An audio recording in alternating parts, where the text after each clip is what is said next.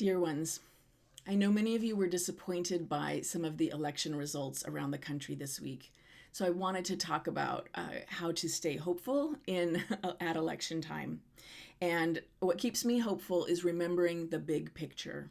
So, as an example of the big picture, when I graduated college in 1993 in California, where I had been born and raised, so not an especially conservative place, I truly believed that gay marriage would never be legal in my lifetime. It just seemed impossible to even contemplate that.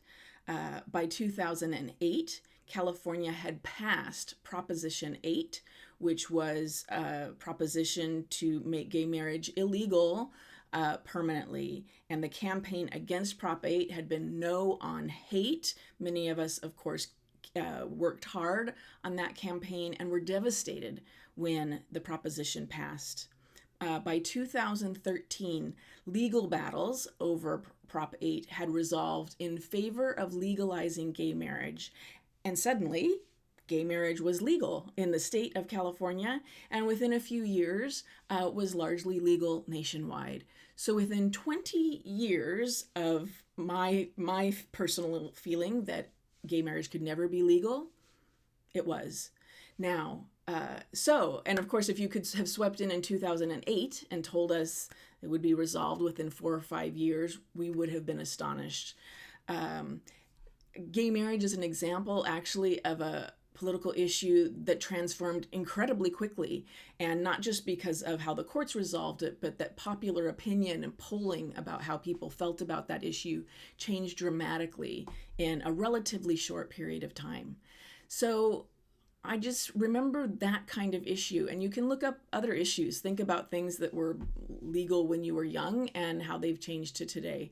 A friend of mine and I were just remembering smoking in restaurants, for example. Things you could never imagine changing are completely different now, depending on the place and depending on the issue. So, we aren't going to see some of our worst problems go away in one election cycle. We're not going to see white people give up white supremacy easily or quickly. Of course, we haven't seen that for decades already. So, of course, we can grieve when things don't go the way we hoped they would, but also be heartened that we need to keep working for the changes we want to see. So as another example, it's been widely reported that in Minnesota and Minneapolis, voters soundly rejected defunding the police. That the city of Minneapolis had a ballot question about that. If you actually look at the election results, which were not easy to find, this is not what the newspapers are reporting. I had to go to the state of Minnesota's website.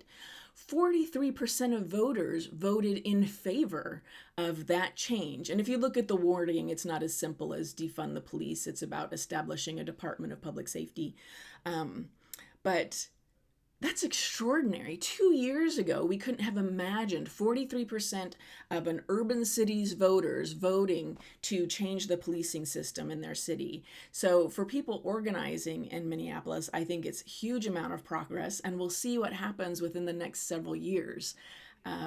Don't believe the headlines about, voters rejecting that just because it didn't pass. So try to stay clear-eyed, try to stay focused on the big picture. That's what keeps me hopeful.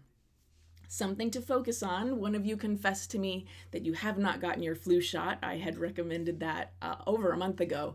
So if you haven't done that, please, please, please give that some attention. If you don't have time to get a flu shot, you really don't have time to get the flu. So I'm going to post a link to the county's list of where you can get your flu shot in the description of the YouTube video. If you have gotten your flu shot, please post a comment letting us know where and if you needed an appointment or not. I would love for people to be able to see where they can just walk in without an appointment. You can get your flu shot taken care of today, and then you don't have to worry about it anymore. All right. Blessings and love to each of you.